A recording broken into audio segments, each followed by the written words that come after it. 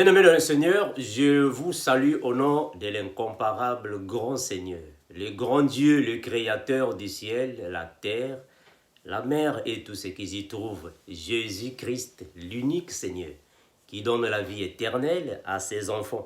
Mes frères, je vous remercie pour les questions que vous nous posez, les frères et les sœurs, afin de mieux comprendre le langage de la Bible. Vraiment que le Seigneur vous bénisse et vous fortifie. Mes bien-aimés, je vais expliquer dans une autre manière, d'une autre méthode, le langage de notre Seigneur Jésus. Qu'est-ce qu'il voulait dire par là? Car tout homme sera salé de feu. Il voulait dire quoi, mes bien-aimés? Mes frères, on a toujours dit que Jésus, quand il était sur la terre, il a donné des enseignements. Mais avec les enseignements qu'il donnait, c'était facile de comprendre ses paroles. Mais alors, c'était difficile de comprendre son langage. Parce qu'il y a deux choses différentes. Nous avons les paroles et le langage. Jésus utilisait les phrases, les mots, les choses qui sont ici sur la terre. Les mêmes paroles qui sont ici sur la terre, mais sauf que son langage était difficile à comprendre. Voilà pourquoi les Sadducéens ont dit que jamais homme n'a parlé comme cet homme. Parce qu'il est la connaissance en personne. Jésus est la connaissance, l'intelligence, la sagesse en personne. Alors, pour le comprendre, ce n'était pas facile.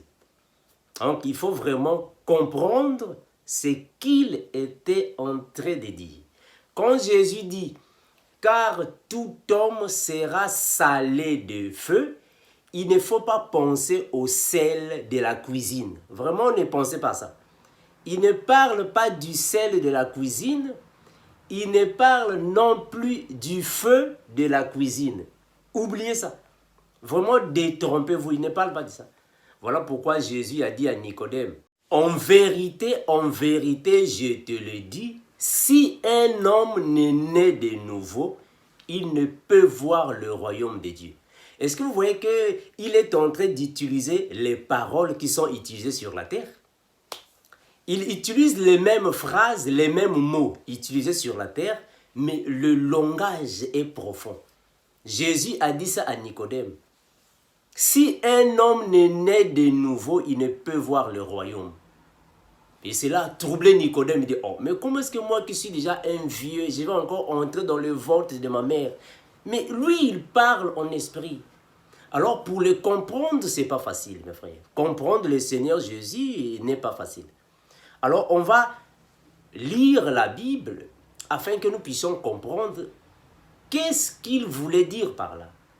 Car tout homme sera salé de feu. Il voulait dire quoi? Mais bien aimés, prenez vos Bibles. On va parcourir la parole. Je vais essayer d'aller doucement afin que vous puissiez mieux me saisir. Pour moi, on va parcourir la parole afin que vous puissiez comprendre ce que je vais dire ici. Prenons les Bibles afin que nous lisons ensemble. On va prier, mes bien-aimés. Incomparable Seigneur, nous te remercions infiniment parce que tu es l'unique. Merci Seigneur Jésus-Christ parce que tu donnes à tes serviteurs des connaissances afin d'édifier l'Église et de perfectionner les saints. Merci infiniment Seigneur Jésus. Sois avec mes frères, mes sœurs. Donne des connaissances, Père, à tous ceux qui sont assoiffés de la parole afin de comprendre ton langage, afin de marcher avec. Merci Père éternel. Il n'y a que toi, Seigneur Jésus-Christ, qui est le meilleur enseignant de la Bible, parce qu'il n'y a que toi qui a donné à l'Église les consolateurs pour nous enseigner. Béni garde Père, ton puissant nom est supérieur, je dis. Amen. Mais bien aimés, on va lire dans la Bible afin que nous ayons tous une compréhension authentique par rapport à la parole. Nous sommes dans Marc. Nous sommes dans Marc chapitre 9, le verset 49 à 50. Ça, c'est notre verset de base. Marc chapitre 9. On va prendre 49 et 50. Vraiment, vous pouvez utiliser n'importe quelle Bible que vous voulez. Je vais en fait mélanger avec d'autres versions de Bible pour nous faciliter, hein, mes bien-aimés.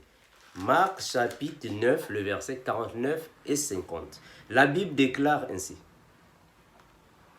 Car tout homme sera salé de feu, et toute oblation sera salée. Le sel est une bonne chose.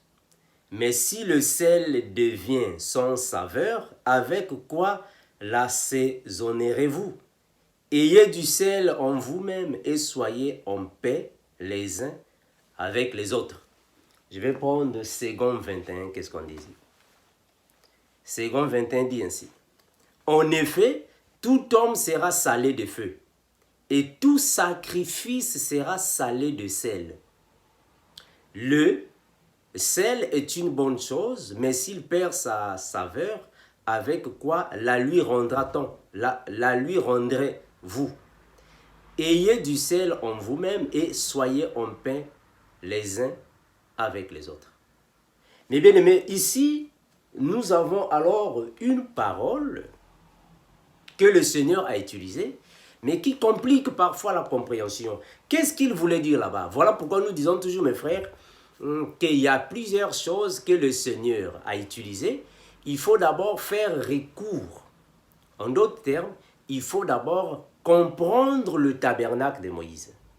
Une fois que vous allez comprendre le tabernacle de Moïse, alors ça peut vous faciliter de bien alors discerner, de bien comprendre le langage de Jésus. Qu'est-ce qui s'est passé là-bas dans le tabernacle? Nous sommes dans Lévitique. Regardez. Lévitique chapitre 2, le verset 13. Lévitique chapitre 2, le verset 13.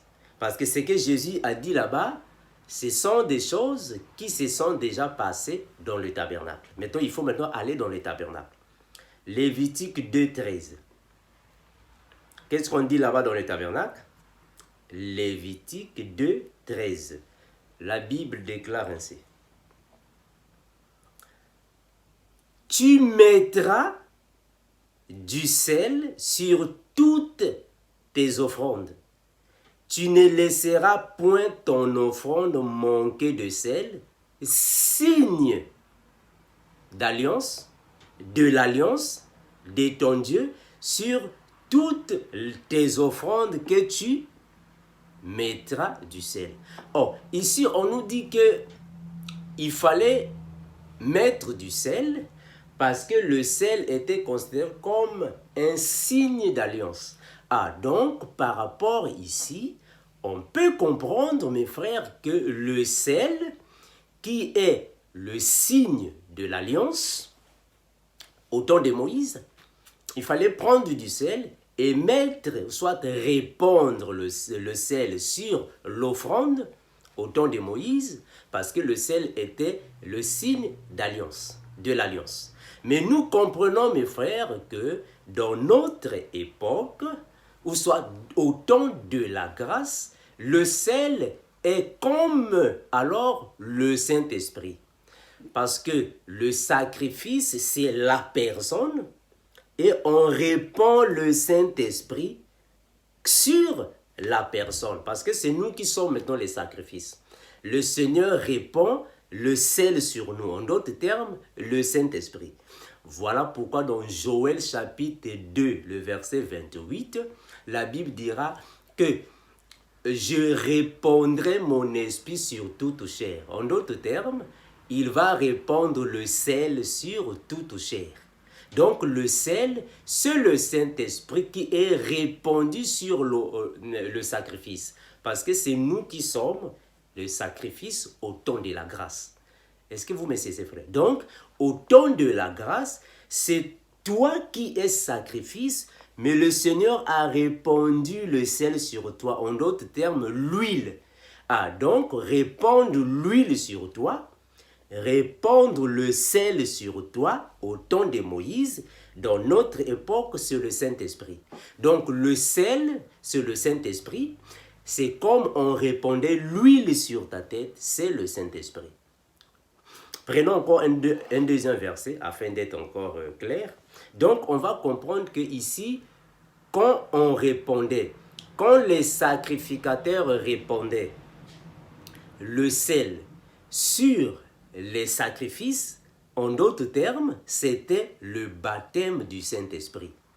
Mais le sacrifice était sur l'autel, c'est-à-dire qu'au-dessus du feu. Donc, c'est le baptême du feu.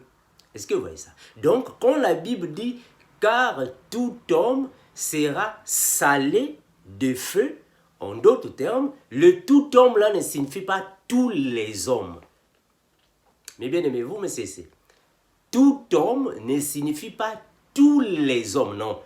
Tout homme ici signifie tous ceux qui ont la sémence du Père.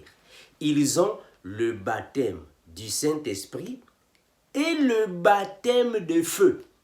Donc le sel ici, c'est le symbole du Saint-Esprit.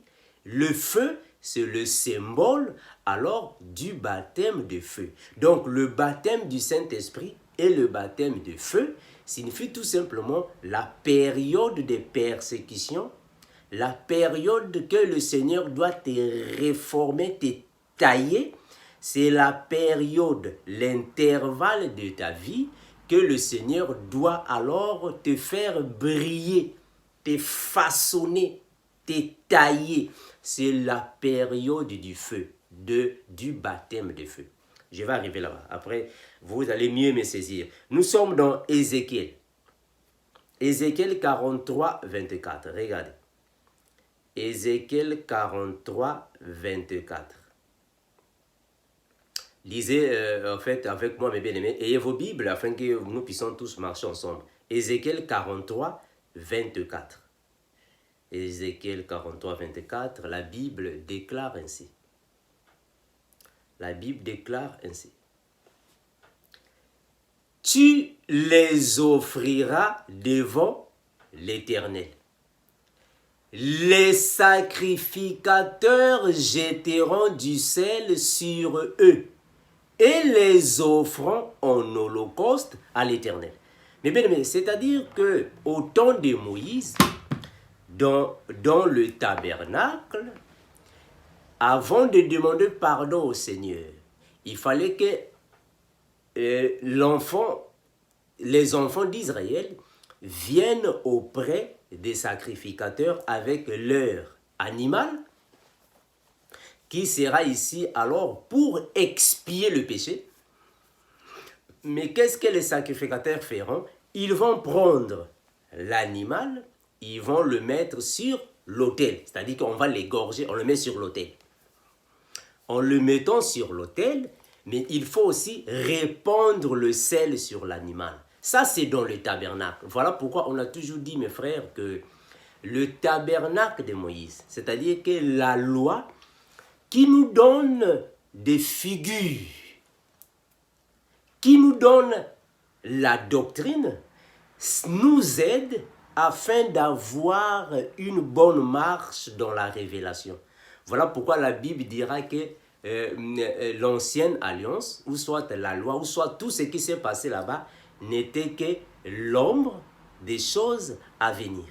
Donc, quand un sacrificateur prend un animal, il met l'animal sur le feu, c'est-à-dire que sur l'autel, afin que l'animal soit brûlé, et il faut répandre du sel sur l'animal. C'est le même mouvement que le Seigneur Jésus a fait. Jésus-Christ nous a pris comme des animaux, mais cette fois-ci dans le sens spirituel, il nous a pris, alors il doit alors nous mettre dans le feu. Mais attention, cette fois-ci, le feu de Jésus, ce n'est pas le feu comme au temps de Moïse. Le feu de Jésus, c'est le baptême de feu. Il doit mettre le sel, en d'autres termes, il doit répandre son esprit sur nous. Voilà pourquoi le jour de la Pentecôte, les apôtres et les disciples, parce qu'il faut comprendre qu'il y a une différence entre un apôtre et un disciple. les apôtres et les disciples, ils étaient dans une pièce et le Saint-Esprit était répandu à. Donc, on comprend que les apôtres et les disciples, c'était des animaux et ils étaient dans une pièce et le Seigneur Dieu a répandu le sel sur eux afin qu'ils puissent alors traverser la période du baptême de feu. Le baptême du Saint-Esprit. Est-ce que vous comprenez ça? Donc, le feu ici, c'est le baptême du feu, de feu, et le sel, c'est le baptême du Saint-Esprit. Donc, le sel dans leur époque, c'était un signe d'alliance.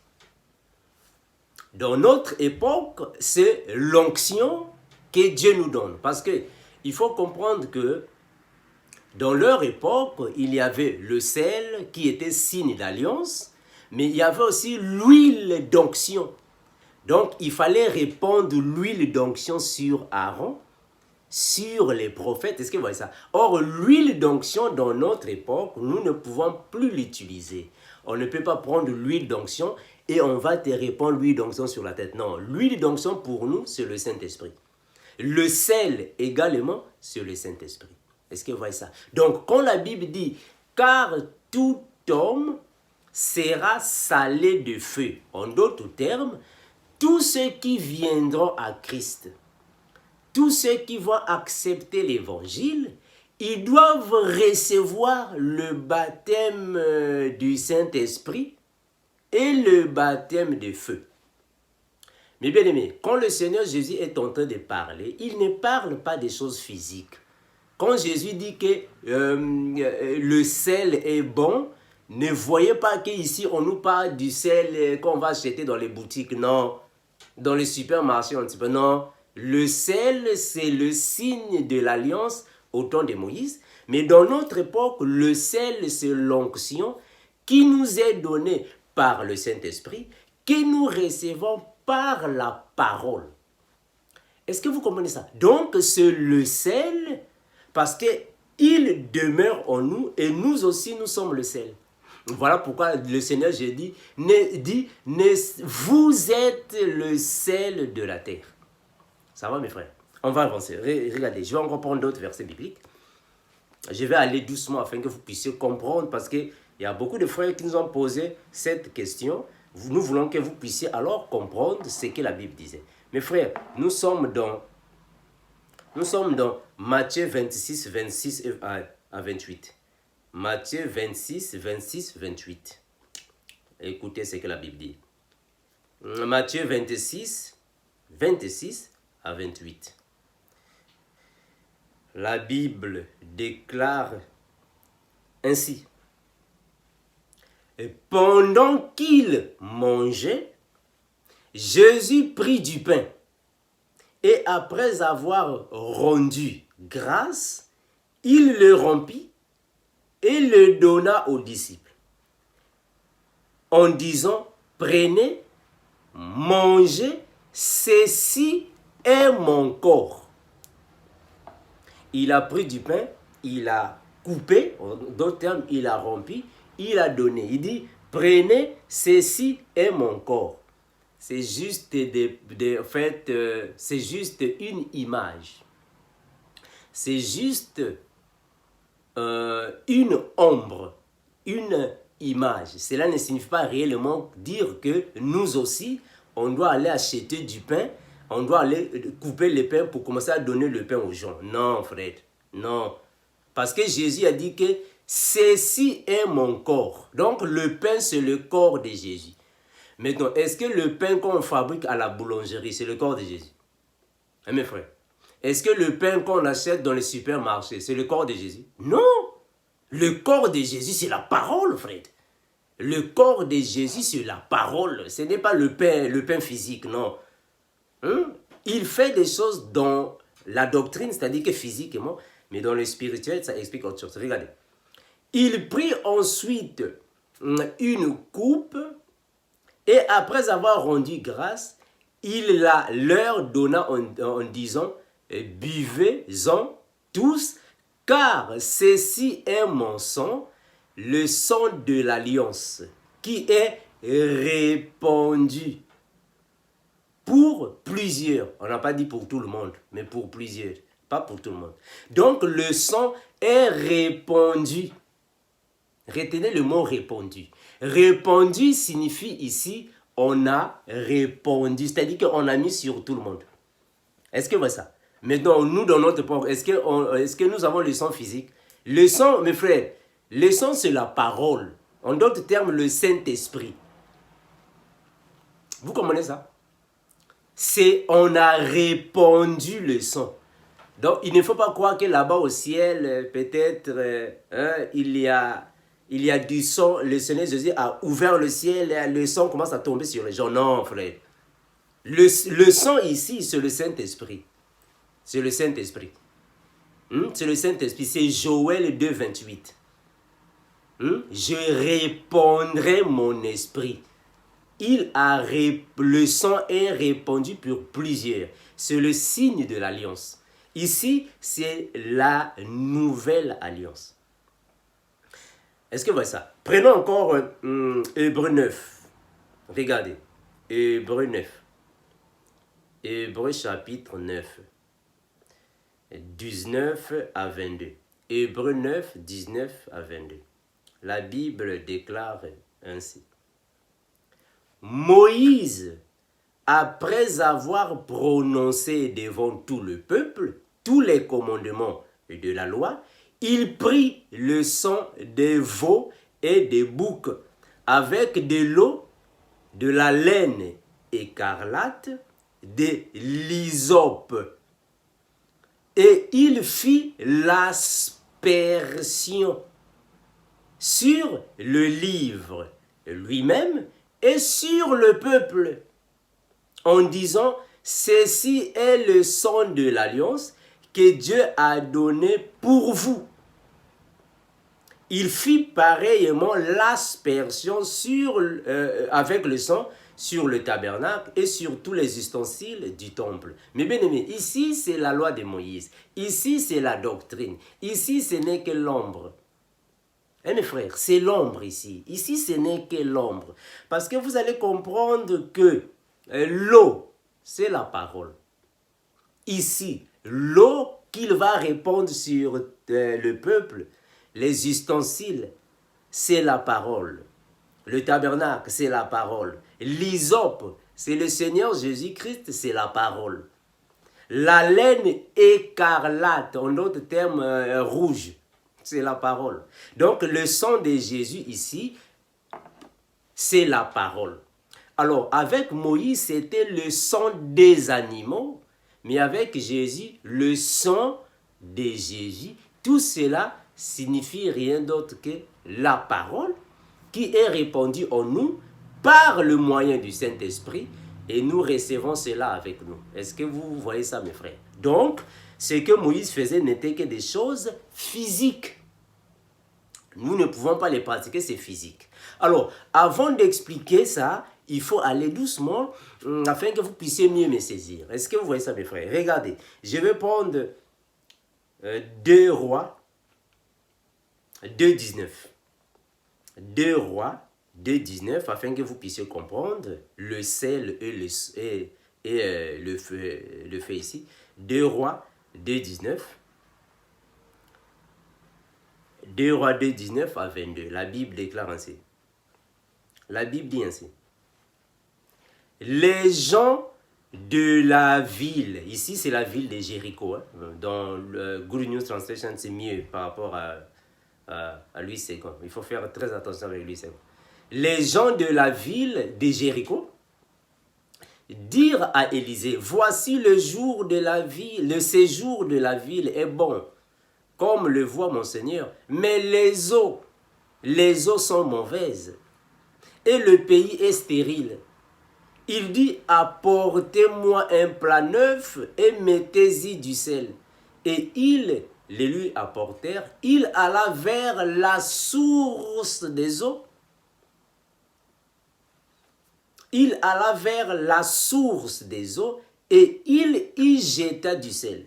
Et dit, ainsi parle l'Éternel, j'assainis ces eaux il n'en proviendra plus ni mort ni stérilité, et les eaux furent assainies jusqu'à ce jour, selon la parole du prophète. Mais bien aimé, vous voyez ce qui se passe ici. C'est-à-dire que les eaux n'étaient pas buvables. Il fallait que le prophète prenne du sel pour aller jeter le sel à partir de la source. Pour mettre le sel à partir de la source. Ah, donc il faut commencer avec la source. C'est la source qui va communiquer le sel à toute l'étendue. Ah, donc nous comprenons que ici Élisée, c'est comme Dieu le Père qui va prendre le sel comme son fils. Il va alors le mettre là-bas parce que la source ici, c'est premièrement la tête. C'est-à-dire que ici, l'eau symbolise les personnes. Mais la source, en d'autres termes, c'est la tête de l'eau. Donc la source, c'est le Seigneur Jésus-Christ. C'est d'abord lui qui doit avoir le Saint-Esprit pour communiquer à toute l'étendue de l'eau. Donc, nous recevons le Saint-Esprit à partir de Jésus. Donc ici, le sel est pour assainir l'eau. Donc le monde ici, les personnes symbolisent l'eau là-bas. Donc l'eau ici, ce sont des personnes. Il faut que le prophète Élisée puisse alors jeter là-bas du sel de la manière que l'eau puisse être assainie. Ah, donc on comprend que l'eau n'était pas salée. Il faut assainir l'eau. Donc le fait d'assainir l'eau, c'est de donner le Saint-Esprit aux personnes. Parce que l'eau, ce sont des personnes. Vous voyez ça, frère? L'eau, ce sont des personnes. Mais il y a les eaux salées et les eaux non salées. C'est-à-dire les eaux douces. Ah, donc les eaux douces, ce sont des personnes qui n'ont pas du sel. En d'autres termes, ce sont des personnes qui n'ont pas le Saint-Esprit. Les eaux salées, ce sont des personnes qui ont le Saint-Esprit parce qu'ils ont du sel. Donc, il fallait maintenant que les eaux douces deviennent salées. En d'autres termes, il faut maintenant donner le Saint-Esprit aux personnes qui n'avaient pas le Saint-Esprit. Mes frères, vous comprenez ça? Donc, le sel ici, c'est le Saint-Esprit que nous recevons par la foi en Christ, par sa parole, quand il va alors nous répandre le baptême du Saint-Esprit. Donc ici, c'est le baptême du Saint-Esprit. En d'autres termes, les personnes qui sont les eaux douces n'avaient pas le Saint-Esprit. Le prophète Élisée est parti donner ou les baptiser du Saint-Esprit. En d'autres termes, est-ce que vous voyez ça? Parce que jeter le sel signifie alors leur baptiser du Saint-Esprit. Mais il n'y a que le Seigneur Jésus qui peut baptiser du Saint-Esprit. Ah, donc ici, Élisée est en train de jouer le rôle de Dieu qui va alors jeter dans l'eau son fils qui est symbolisé comme le sel pour assainir les eaux. En d'autres termes, pour expier le péché. Il va expier le péché afin qu'il devienne du sel, afin qu'il puisse avoir du sel. Vous voyez mes frères, on va évoluer. Regardez, je vais prendre Joël chapitre 2. Regardez, ce que je disais. Joël 2, 28. Joël 2, 28. Que dit la parole? Joël 2, 28, 29. Regardez ce que la Bible dit ici. J'espère que c'est le verset biblique le plus populaire de l'Église. 28. La Bible dit ainsi. Après cela, je répandrai mon esprit. Ah, voilà. Donc, nous comprenons que il est tenté de dire ici, après cela, je répandrai le sel. Est-ce que vous voyez ça? Donc, ici, Dieu est tenté de répandre le sel. Donc, le sel, c'est le Saint-Esprit. Est-ce que vous voyez ça? Regardez.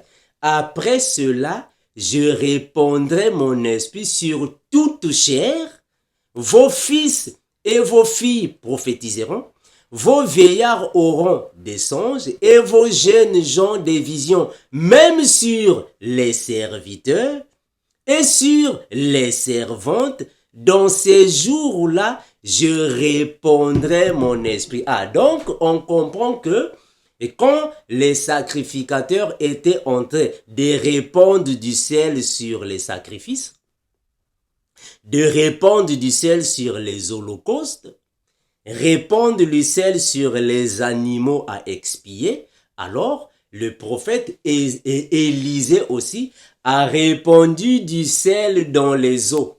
Donc nous comprenons que Dieu aussi, le jour de la Pentecôte, il a répandu du sel sur les apôtres et les disciples. En d'autres termes, il les a baptisés avec le Saint-Esprit. Donc répandre du sel sur les personnes, ou sur les animaux, ou sur les eaux, signifie le baptême du Saint-Esprit. Mais bien, vous me cessez, hein? Donc, c'est le baptême du Saint-Esprit.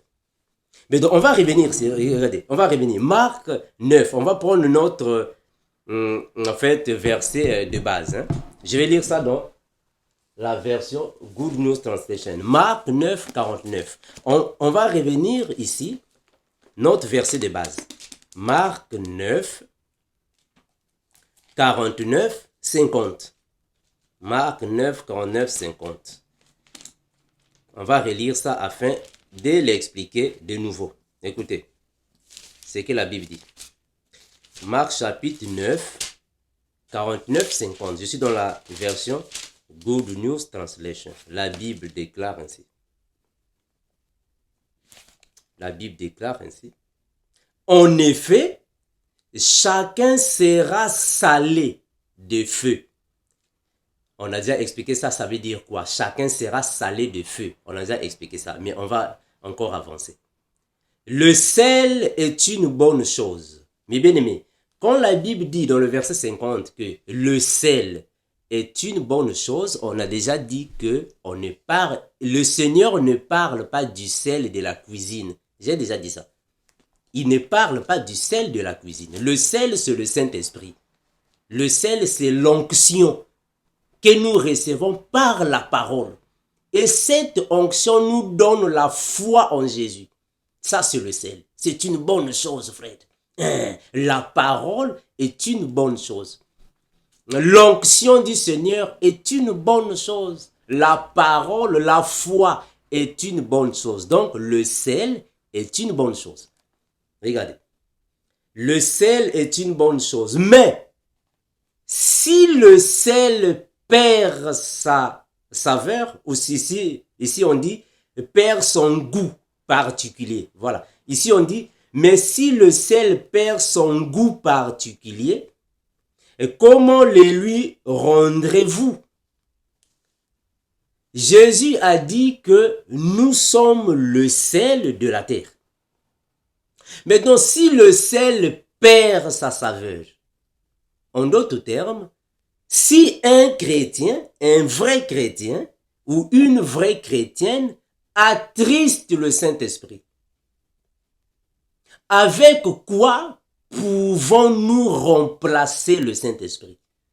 Mes frères, vous comprenez ce que Jésus dit ici? C'est-à-dire que le sel qui perd sa saveur, c'est le chrétien ou la chrétienne qui attriste le Saint-Esprit. Tu as perdu la saveur parce que tu as attristé le Saint-Esprit. Maintenant, on va remplacer le Saint-Esprit avec quoi? Rien, frère. Rien. Il est irremplaçable. Il est irremplaçable. On ne peut pas le remplacer. Vous voyez ça? Donc, perdre la saveur, c'est quand tu te détournes de la voie, du bon chemin. Tu as perdu la saveur. Celui qui a le Saint-Esprit est comme une personne qui donne un bon goût. Donc, tu es comme, en fait, tu es une bénédiction. Voilà, c'est même ça le terme. C'est même ça le terme. Celui qui a le Saint-Esprit est une bénédiction. Gloire à Jésus. Tu es une bénédiction partout là où tu vas. Tu es une bénédiction. Bon, maintenant, si tu perds ta bénédiction, tu vas devenir quoi? Malédiction. Parce que tu as perdu la bénédiction. Mes frères, la bénédiction, on peut la perdre. On peut perdre la bénédiction. Mes frères, l'étoile, on peut perdre l'étoile. L'étoile que Dieu t'a donnée, tu peux perdre ça. Mes frères, tu peux perdre ça. Voilà pourquoi dans la Bible, Dieu disait aux enfants d'Israël, partout où foulera votre plante des pieds, je vous donne ça. Mes frères, il faut être avec le Seigneur. Si tu n'es pas avec le Seigneur, cela ne va pas arriver. Il faut être avec le Seigneur. Regardez, vous savez dans la Bible, mes frères, dans la Bible, nous avons eu, on a eu des personnes dans la Bible qui ont perdu la saveur et elles se sont repentis, tels que le frère Pierre. Vous savez ce qui s'est passé avec le frère Pierre, le frère Simon Pierre. Il a régné le Seigneur. Il a dit, je ne connais pas cet homme-là. On l'a dit, oh, mais toi aussi, on dit, tu fais partie, tu étais avec cet homme ici. N'es-tu pas l'un de ses disciples? Toi aussi, tu marches avec lui. Il dit, non, moi, je n'ai jamais vu cet homme, je ne le connais pas. Moi, je ne le connais pas. 3 fois, il a régné le Seigneur. Après, il s'est rendu compte quand le coq a chanté, dit, j'ai perdu la saveur. Il a commencé de pleurer. Il a commencé de pleurer. Donc, il y a des personnes qui ont perdu la saveur. Il faut faire très attention. Quand tu perds ta saveur, mes frères, vous savez ce qui va se passer? Je vais continuer la lecture. Le sel est une bonne chose, mais si le sel perd son goût particulier, comment le lui rendrez-vous? Ayez du sel en vous-même et vivez en paix les uns avec les autres. Est-ce que vous voyez ce que la Bible dit? Ayez du sel en vous-même. Mais parce que ce n'est pas le sel de la cuisine qu'on parle ici. Non, non, non, non. Ce n'est pas le sel de la cuisine. Parce que si on parlait du sel de la cuisine, mais sinon les païens aussi vont avoir la paix. Parce que les païens aussi ont du sel, ont du sel dans leur cuisine. Les païens ont du sel. Même les satanistes ont du sel. Les satanistes ont du sel dans leur maison. Mais est-ce qu'ils ont la paix? Est-ce que les satanistes ont la paix? Non, ils n'ont pas la paix. Donc, même quand l'antichrist va apparaître, il aura du sel chez lui. Est-ce que vous voyez ça? Donc, même l'antichrist aura du sel chez lui. Mais est-ce qu'il aura la paix? Non, l'antichrist n'aura pas la paix. Le faux prophète a du sel. Il mange la nourriture salée. Ah, donc il a du sel. Ça, c'est le sel physique. Ici, on nous parle du sel qui est l'onction de Dieu. Le sel, c'est le Saint-Esprit. Voilà pourquoi la Bible dit, ayez du sel en vous, avec vous. Mais parce que c'est le Saint-Esprit. Ça va, mes frères? C'est le Saint-Esprit. On va avancer. Donc, celui qui a le sel en lui, c'est celui qui est baptisé du Saint-Esprit. Celui qui est baptisé du Saint-Esprit a le sel. Il est lui-même aussi sel. Le sel. Est-ce que on va avancer? Regardez mes frères. Nous allons prendre Colossiens 4, 6. Colossiens chapitre 4, le verset 6. Colossiens chapitre 4, le verset 6. La Bible déclare ainsi. Que votre parole soit toujours accompagnée de grâce, assaisonnée de sel, afin que vous sachiez comment il faut répondre à chacun. Oh, mais bien aimé, regardez un peu. Il dit qu'il faut que votre parole, notre parole, soit assaisonnée de sel. Comment est-ce que vous allez expliquer ça? Une parole assaisonnée de sel. Mes frères, cela ne signifie pas dire que dans nos paroles, il faut qu'il y ait de sel. Non.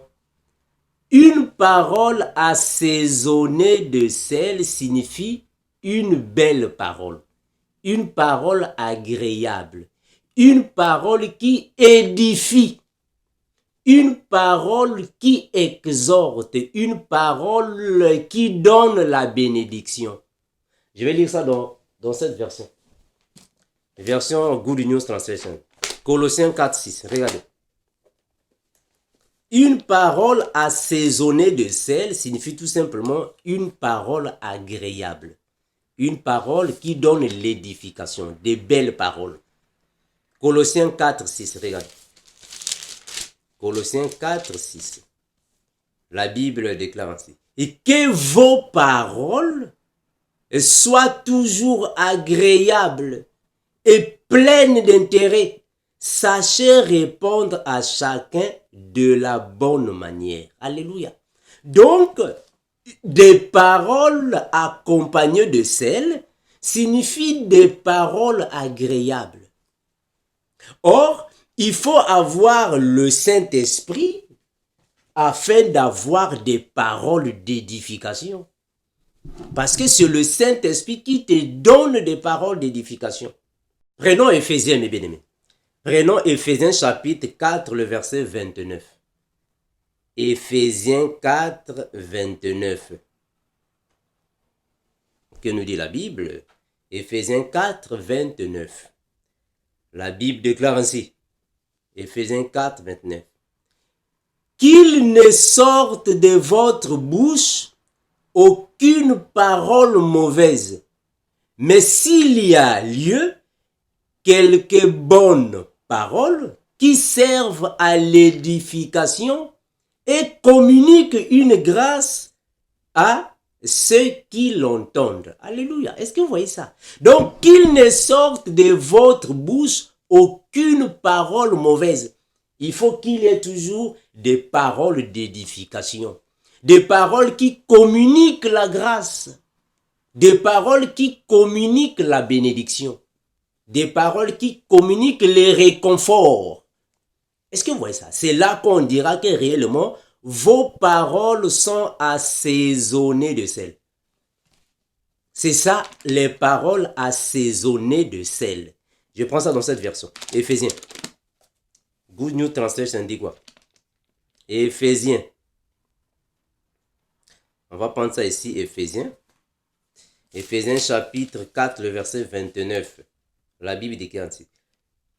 Qu'aucune parole mauvaise ne sort de votre bouche. Dites seulement des paroles utiles qui répondent à un besoin et encouragent autrui. Voilà Jésus. Pour faire ainsi du bien à ceux qui vous entendent. Très bien.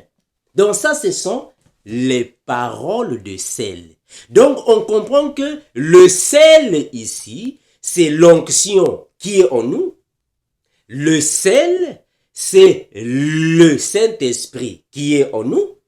Le sel, c'est la parole de Dieu qui demeure en nous et fait de nous des bons fruits, des bons arbres, afin que nous puissions avoir des bonnes œuvres. Donc, tout homme sera salé. En d'autres termes, tout homme aura le Saint-Esprit. Attention, tout homme ici ne signifie pas tous les hommes, je l'ai déjà dit.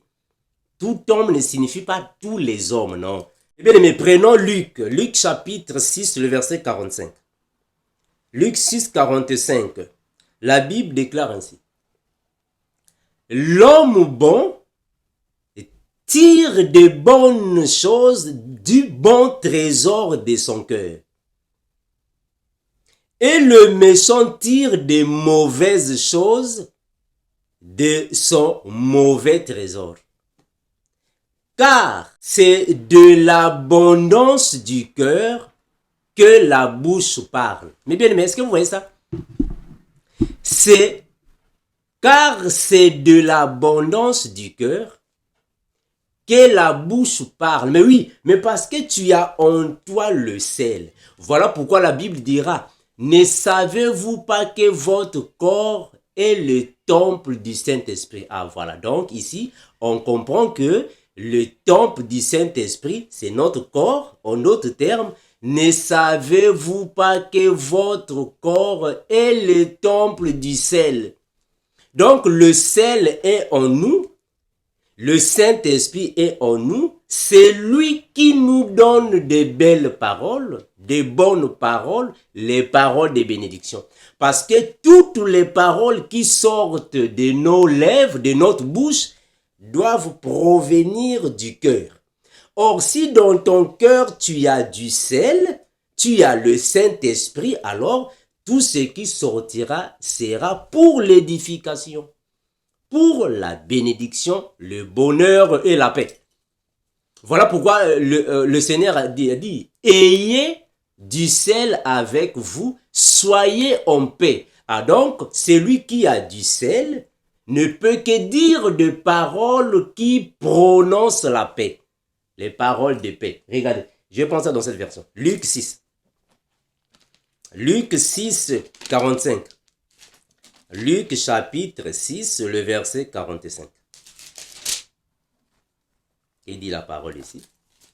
Luc 6, 45.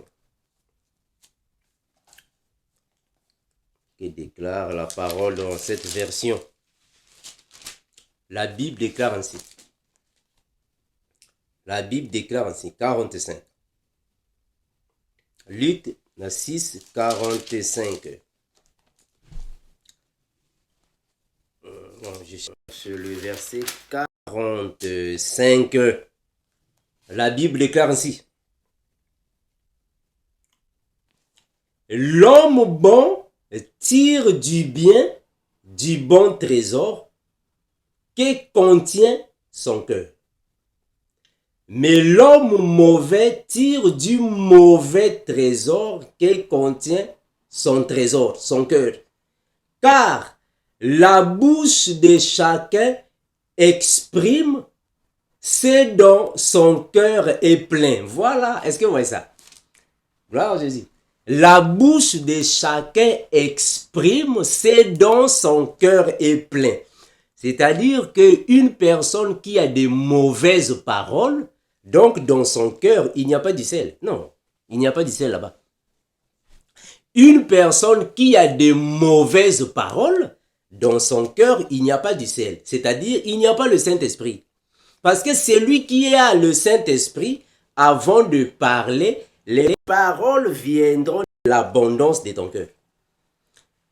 Donc, si quelqu'un exprime, moi je veux fumer la cigarette, ah donc là-bas, il n'y a pas du sel là-bas.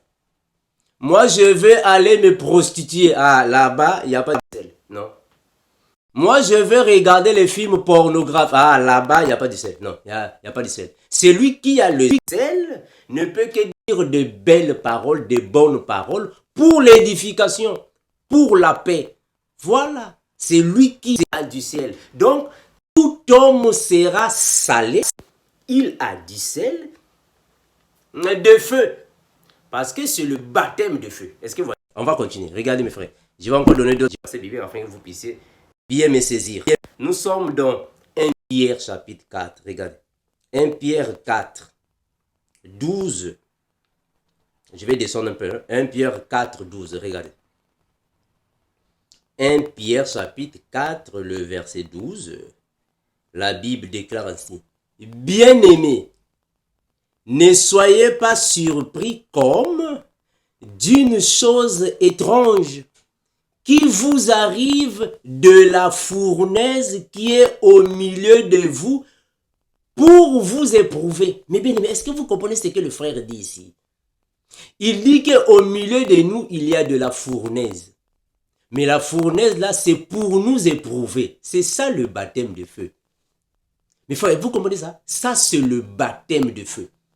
C'est-à-dire qu'au milieu de nous, il y a la fournaise. Mais la fournaise là, c'est pour nous éprouver. Ah, donc on comprend que le Seigneur Jésus doit nous prendre, parce que nous sommes des animaux, il nous prend et il nous met sur l'autel, dans le feu. Donc le feu là, c'est le baptême de feu. Il doit nous baptiser là-bas pour nous éprouver.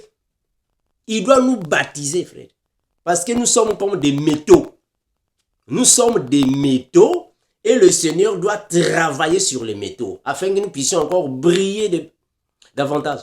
Regardez, je continue. Le verset 13. Réjouissez-vous au contraire de la part que vous avez aux souffrances de Christ. Voilà les souffrances. Ça, c'est le baptême de feu. Les souffrances, les persécutions, les tribulations, c'est le baptême de feu. Est-ce que vous voyez ça, frère? C'est ça qu'on appelle le baptême de feu. Les souffrances au nom de Jésus. Les souffrances au nom de Jésus, pas les souffrances au nom de la politique. Non.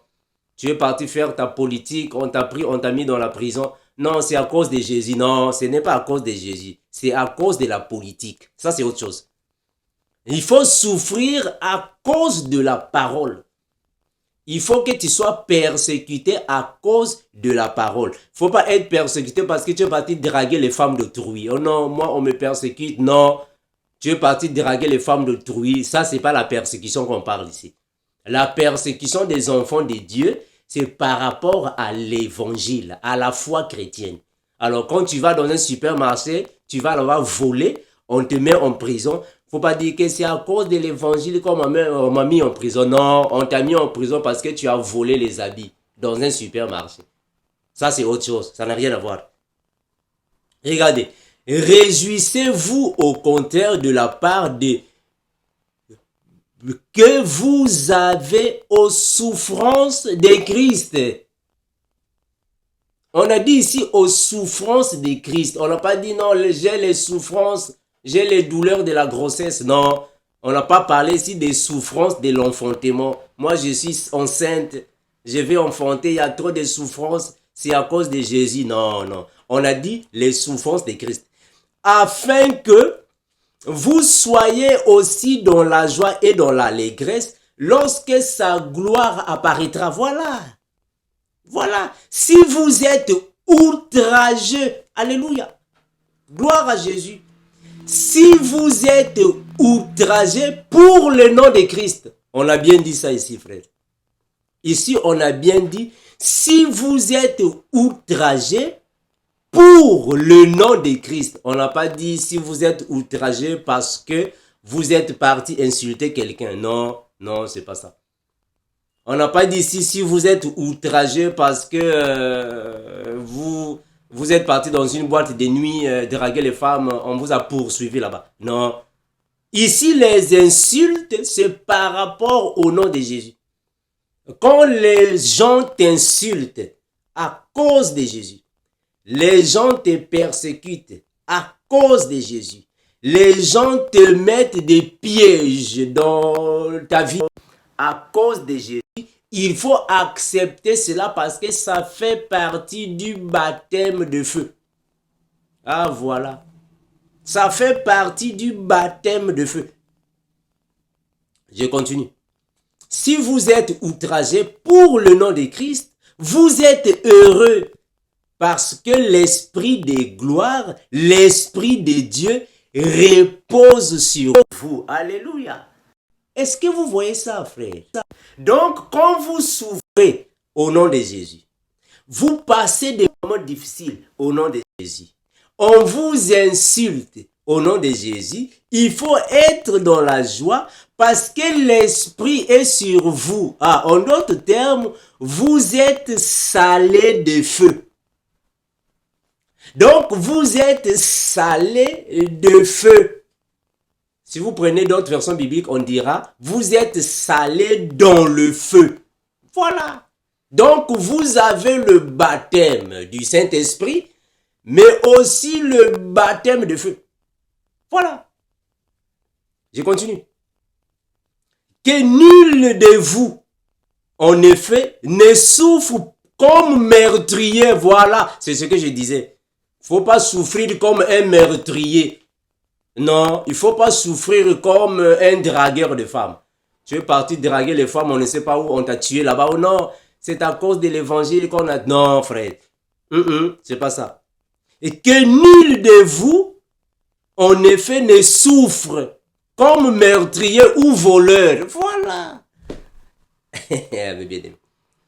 et que nul de vous, en effet, ne souffre comme meurtrier, ou voleur, ou malfaiteur, ou comme s'ingérant dans les affaires d'autrui. Voilà, non. Si tu souffres pour les choses qui n'ont rien à voir avec la parole, tu ne souffres pas pour Jésus, non. Écoutez, je continue. Mais si quelqu'un souffre comme chrétien, alléluia. Voilà. On n'a pas dit ici si quelqu'un souffre comme témoin de Jéhovah, non.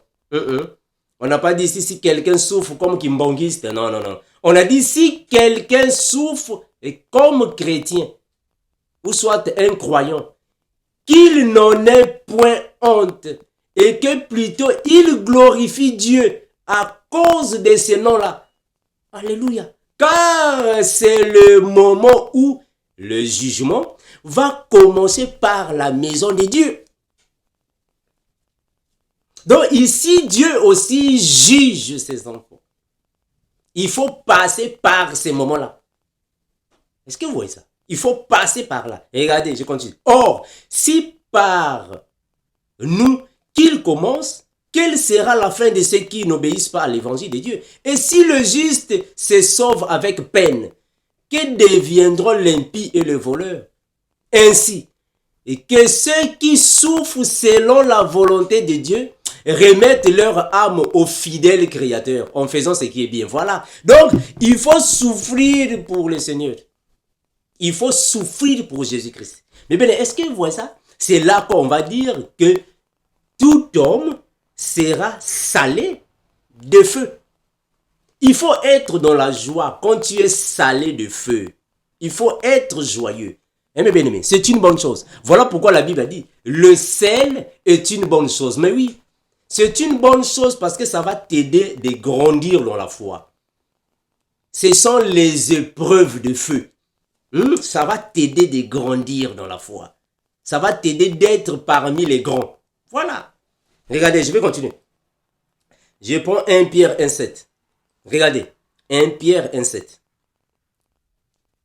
1 Pierre 1,7. La Bible dit ainsi. Commençons à partir du verset 6. 1 Pierre 1, 6, 7. C'est là ce qui fait votre joie. Quoique maintenant, puisqu'il le faut, vous soyez attristés pour un peu de temps par diverses épreuves. Voilà. Le verset 7. Afin que l'épreuve de votre foi, plus précieuse que l'or périssable qui, cependant, est éprouvé par le feu. Mais bien aimé, il faut que ta foi soit éprouvée par le feu. Ça veut dire quoi? Une foi qui est éprouvée par le feu. Ça veut dire quoi? La foi est éprouvée par le feu. On va expliquer ça. Plus précieuse que l'or périssable qui cependant est éprouvé par le feu. Et pour résultat la louange, la gloire et l'honneur lorsque Jésus-Christ apparaîtra. Je vais lire ça dans cette version. Mes frères, il faut être éprouvé par le feu. C'est une bonne chose, frère. Si tu n'es pas éprouvé par le feu, tu ne vas jamais être à la hauteur. Tu ne seras jamais un aigle. Hein, mes frères, avant d'être un aigle, il faut être éprouvé par le feu, frère. Regardez, je vais prendre ça dans cette version. 1 Pierre 7. 1 Pierre 1, 7. Good News Translation dit quoi? 1 Pierre 1, 7. Alléluia. 1 Pierre 1, 7. 1 Pierre 1, 7. La Bible déclare ainsi. 1 Pierre 1, 6 et 7.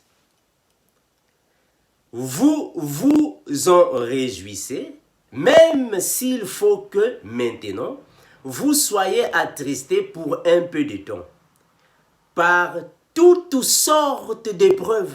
Gloire à Jésus. Toutes sortes d'épreuves. Il faut accepter ça. Il faut accepter toutes les épreuves, frère. Cela va vous aider de grandir. À grandir, c'est une bonne chose. L'or lui-même, qui est périssable, est pourtant éprouvé par le feu. De même, votre foi, beaucoup plus précieuse que l'or, est mise à l'épreuve afin de prouver sa valeur. Ah, mes bien-aimés, la Bible. Donc, le Seigneur doit éprouver ça, frère. Voilà pourquoi Dieu dira à Abraham, Abraham, prends ton fils, celui que tu aimes, va me le sacrifier. Va me le donner en sacrifice. Abraham dit, oh, mais Isaac, voilà, ton fils unique, celui que tu aimes. Tu dois aller me le donner en sacrifice. Abraham dit, hey, Isaac. Mais frère, c'est pas facile, hein? Hein, mes bien-aimés? C'est pas facile, hein? Il dit que ton fils, c'est lui que tu aimes. Ton unique, c'est lui que tu aimes. Attention, ici, unique ne veut pas dire qu'il était le seul, non. L'unique signifie le fils aimé. C'est lui que tu aimes, tu dois me le donner en sacrifice. Mes frères, c'est pas facile, hein? Nous autres là, nous avons donné toute notre jeunesse en sacrifice. Mes frères, c'est pas facile, hein, frère? On a donné notre jeunesse en sacrifice. On a dit, Seigneur, prends la jeunesse. Les femmes, des côtés. Les boîtes de nuit, des côtés. La boisson alcoolique, des côtés, frère. La cigarette, mettez des côtés. Aller dans les fêtes pour aller danser la musique de Fally Ipupa, Maître Gims, des côtés.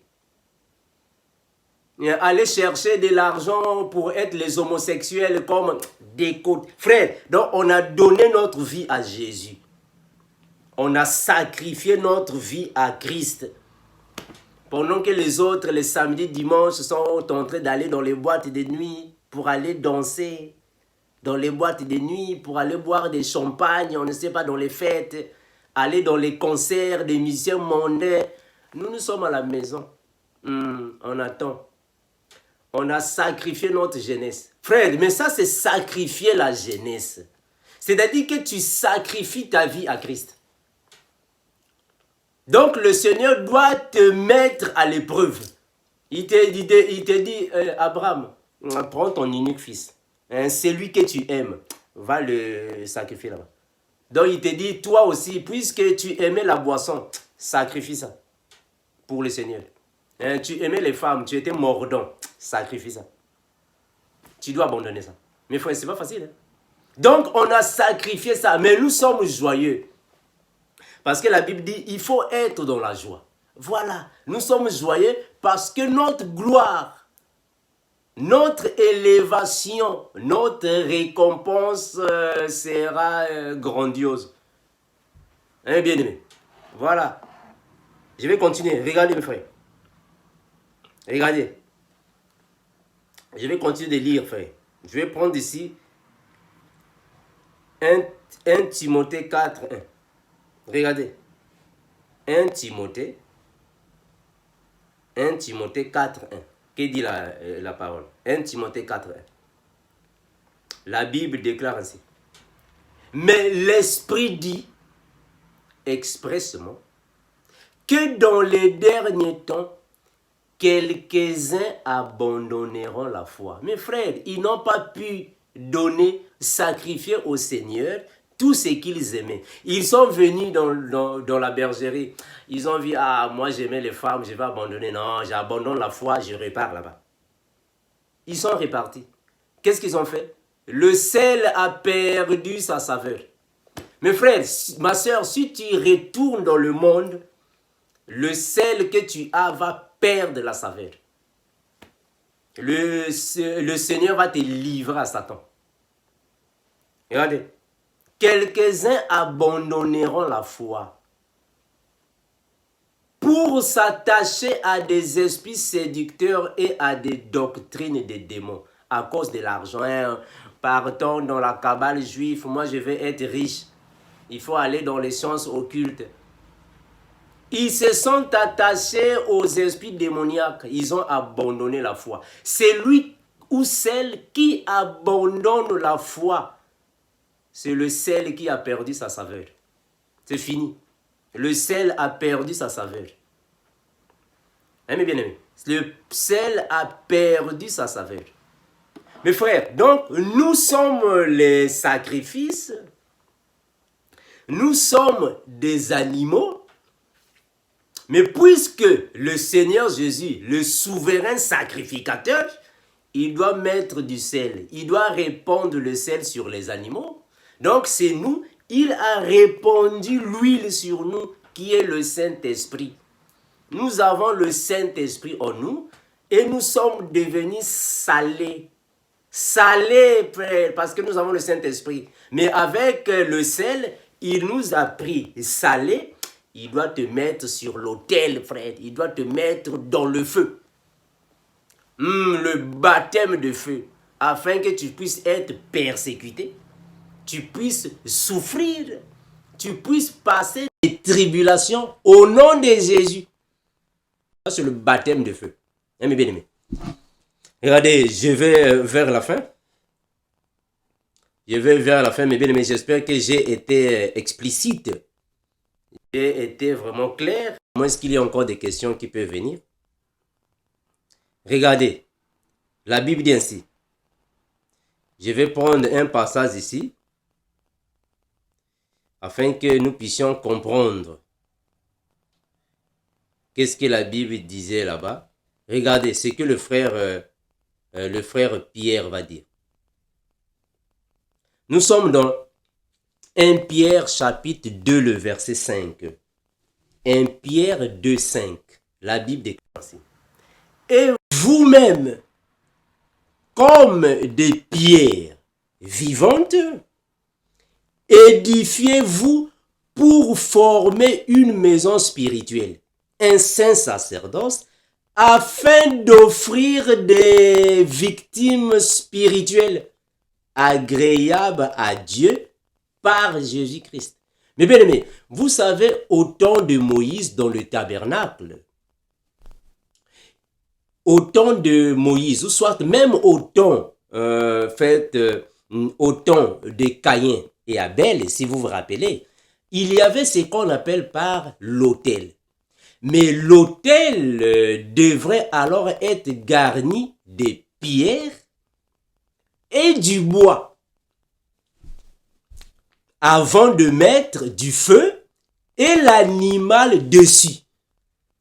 Ça, c'est dans le physique. Ça, c'est dans la doctrine. Au temps de Moïse, maintenant, cet animal-là, il fallait répandre du sel sur l'animal. Ça, c'est dans la doctrine. Mais nous, au temps de la grâce, parce que c'est le frère Paul qui a reçu l'évangile de la grâce. Voilà. C'est le frère Paul qui a restauré l'évangile de la grâce. C'est-à-dire que le Seigneur a restauré par Paul l'évangile de la grâce. Dans l'évangile de la grâce, il n'y a pas de pratique doctrinale. Les choses sont spirituelles. Parce que ici, le frère Pierre aussi, il faut savoir que le frère Pierre aussi lisait Paul. Mais bien, excusez-moi. Il lisait aussi Paul. Regardez ici. Et vous-même comme des pierres vivantes. Pourquoi il dit ça? Mais parce que dans la loi, dans la doctrine, il y avait des pierres physiques qu'on mettait dans l'autel pour soutenir alors la chaleur, pour soutenir alors la constitution de l'autel. Mais nous sommes des pierres, mais vivantes. Je continue. Édifiez-vous pour former une maison spirituelle. En d'autres termes, construisons-nous pour former un temple spirituel. À leur époque, c'était un temple physique, mais nous sommes un temple spirituel. Je continue. Un saint sacerdoce, parce que tout est spirituel dans notre sacerdoce, afin d'offrir des victimes spirituelles. Ça veut dire quoi? C'est-à-dire que dans leur époque, dans la loi, on offrait des victimes physiques. Les victimes ici, ce sont les animaux pour expier le péché. Mais nous, dans la grâce, nous offrons aussi des victimes spirituelles. En d'autres termes, quand nous gagnons les âmes, on les présente au souverain sacrificateur qui est Jésus. Mes frères, est-ce que vous voyez ça? Donc, ici, je suis en train de chercher les animaux. Les animaux, ce sont tous ceux qui vont écouter la parole et vont accepter. On va te gagner. On va gagner l'âme là. Ce sont des animaux spirituels. Et qu'est-ce qu'on va faire? On va vous donner au souverain sacrificateur Jésus, afin qu'il puisse vous passer par le feu. Il puisse vous consumer par le feu. Vous êtes des victimes spirituelles. Est-ce que ça c'est dans l'esprit maintenant. Agréable à Dieu par Jésus. Est-ce que regardez, je vais encore prendre une autre passage biblique, afin que vous puissiez comprendre que quand la Bible dit car tout homme sera salé de feu, c'est parce que dans la loi de Moïse, dans le tabernacle, il fallait saler les animaux qui sont les victimes ou les sacrifices pendant qu'ils étaient en train d'être consumés dans le feu. Mais nous, dans notre époque, le sel, c'est le baptême du Saint-Esprit et le feu, c'est le baptême du feu, des feux. Je vais prendre un dernier passage. Un dernier passage, afin que nous puissions nous séparer. La Bible dit ainsi. Écoutez. La Bible déclare ainsi un dernier passage, afin que nous puissions nous séparer. Nous sommes dans Romains chapitre 12, le verset 1er. Romains 12, le verset 1er. Écoutez. Je vous exhorte donc, frères, par les compassions de Dieu, à offrir vos corps comme un sacrifice vivant et saint, agréable à Dieu, ce qui sera de votre part un culte raisonnable. Alléluia. Je vais lire ça dans cette version. Qu'est-ce qu'on dit ici? Est-ce que vous voyez ça, mes frères? Donc nous aussi, nous sommes comme un sacrifice vivant, c'est-à-dire un sacrifice spirituel. Regardez, je vais en commenter. Hein. Romains chapitre 12. Je vais lire ça ici. Qu'est-ce nous dit ici la Bible? Romains 12. Qu'est-ce dit ici la version? J'aime comparer les versions pour avoir une bonne idée. Hein. Romains chapitre 12, le verset 1er. Regardez.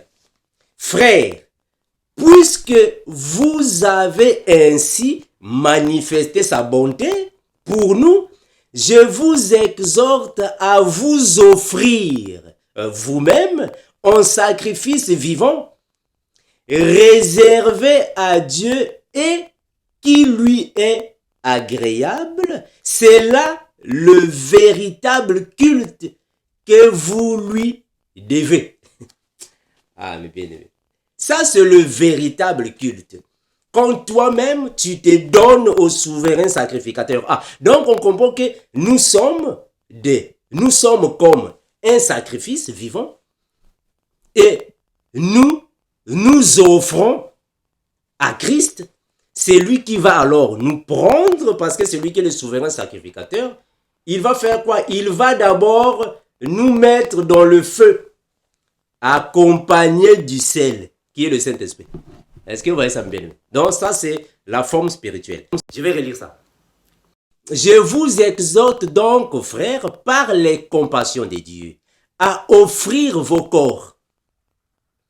Offrir le corps ici ne signifie pas dire que non, moi je suis une femme, je suis parti chez mon mari pour offrir le corps. Non, frère. C'est pas ce qu'on dit ici. Offrir le corps ne signifie pas aller monter sur un lit pour commencer à moi, je ne sais pas quoi. Non, ce n'est pas ça, offrir le corps.